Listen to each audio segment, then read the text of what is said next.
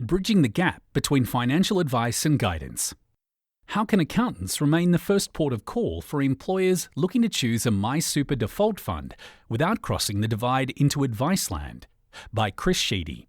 Key takeaways in this audio article.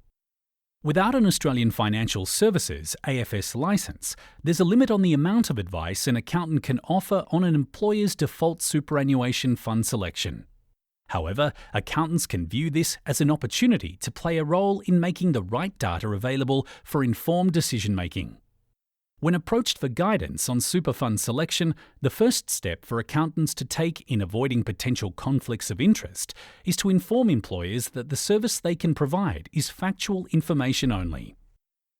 Accountants' hands are often tied when it comes to providing employers with financial product advice around choosing a MySuper default fund, especially if they do not hold an Australian Financial Services AFS licence. However, Richard Webb, Policy Advisor, Financial Planning and Superannuation at CPA Australia, argues that it's still possible to steer them in the right direction without providing unlicensed advice. If previous Australian Taxation Office ATO research is anything to go by, what employers typically seek the most guidance for when choosing a default fund is finding the necessary information on which to make meaningful performance comparisons between funds. One of the difficulties comparing funds raised in the ATO's research was the system's perceived complexity, an insufficient baseline for accurate comparison, and differing fee structures and investment strategies. Since employers continue to regard accountants as their go-to trusted business advisor for this type of information, Webb suggests accountants view these requests for guidance as more opportunity than threat. He says there's a clear role for accountants around making the right data available on which employers can make informed, independent decisions on MySuper default fund selection without breaking the law.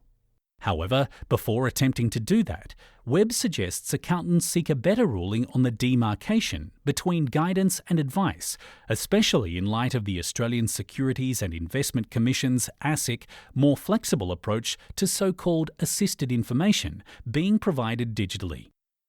Given that it explains the differences between giving factual information, general advice and personal advice, ASIC's Regulatory Guide 244 is a good place to start, Webb says.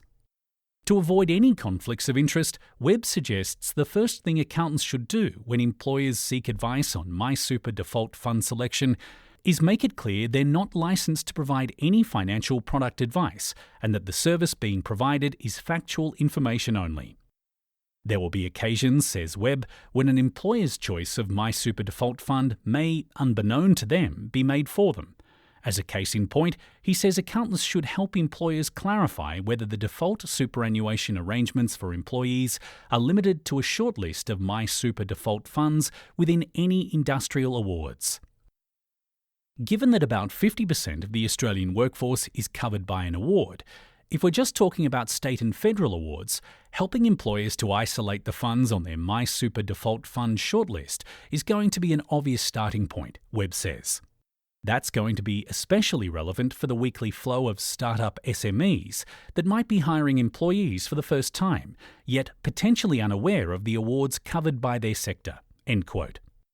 Scott Abercrombie, Executive Manager, Consulting at Super Ratings, says the next best step that accountants could suggest employers take in their search for the right MySuper default fund is an employee/super fund compatibility test. He says an employer can't presume to know what the right MySuper default fund would be for employees unless they ask them what they want most from a fund. That could simply mean getting employers to ask their staff to rate, on a scale of 1 to 10, what value they put on things like fund performance, insurance availability, fees, and any ancillary services they're most likely to utilise, Abercrombie says. Different funds may suit different types of members, so it makes sense for employers to better match a MySuper default fund with the things their employees value the most. End quote. The age and gender of employees are part of the mix in choosing a MySuper default fund, claims Alex Dunnan, Director of Research at Rainmaker Information. Due to a major improvement in data over the past 10 years, he says comparing funds on age and other demographics is a lot easier. For example, based on Rainmaker research, older members value investment choices and access to advice, whereas low fees, product simplicity, and optional insurance are of greater value to younger members. Once an employer has some understanding of the type of funds its employees want, the next best thing accountants can do, suggests Dunnan, is make employers aware of publicly available information and where to find it. He says it may also pay for accountants to remind employers that their quest for a MySuper default fund is a lot simpler than it may appear. He urges accountants to remind employers that while it's their job to choose a MySuper default fund and pay the right super contributions on time, they have no fiduciary duty to consider their employees' best interests when doing so. While some employers hire ratings agencies like Chant West, Rate City, Super Ratings, or Rainmakers Selecting Super to prepare a MySuper default fund recommendation for them, it's typically only those with the larger payrolls that willingly pay for this service. Nevertheless, Dunnan reminds accountants that these ratings agencies, plus the regulator APRA, Australian Prudential Regulation Authority, also make a lot of their information on super funds readily accessible in the public domain via the internet. One approach, adds Dunnan, could be for accountants to save employers a lot of the unnecessary legwork involved in selecting a MySuper default fund by preparing a dossier of publicly available information, and this could be done for a fee. For example, advising an employer that most construction employees have their super with CBUS, or that most nurses are with either First State Super or HESTA, is a stated fact, as opposed to financial advice, Dunnan says.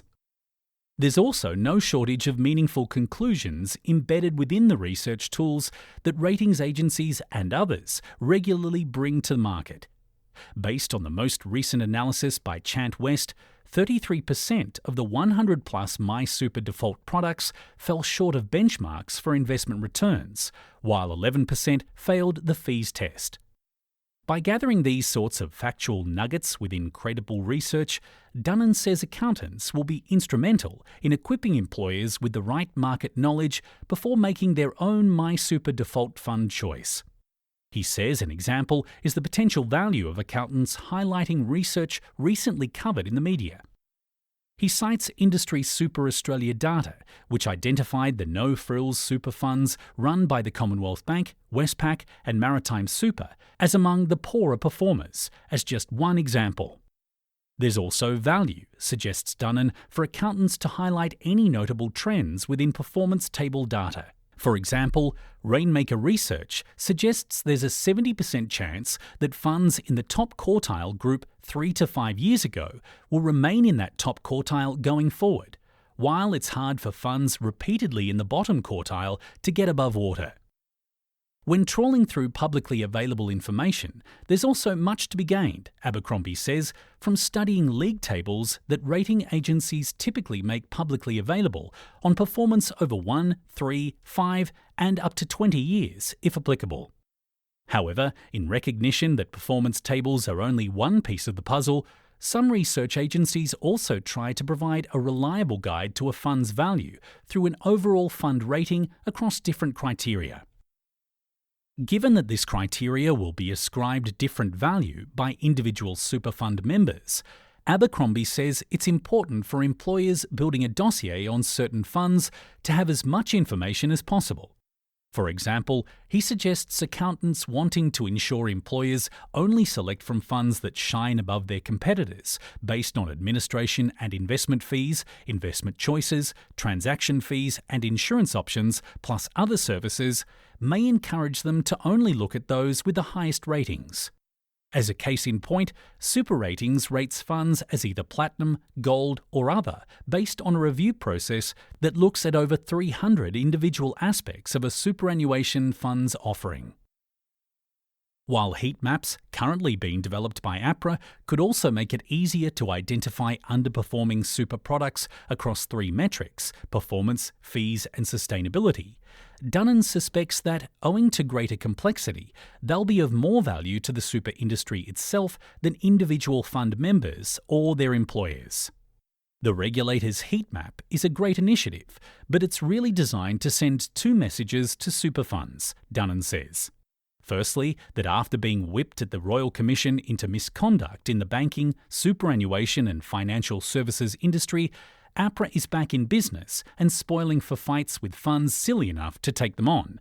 And secondly, funds without strong records should shape up or ship out." End quote.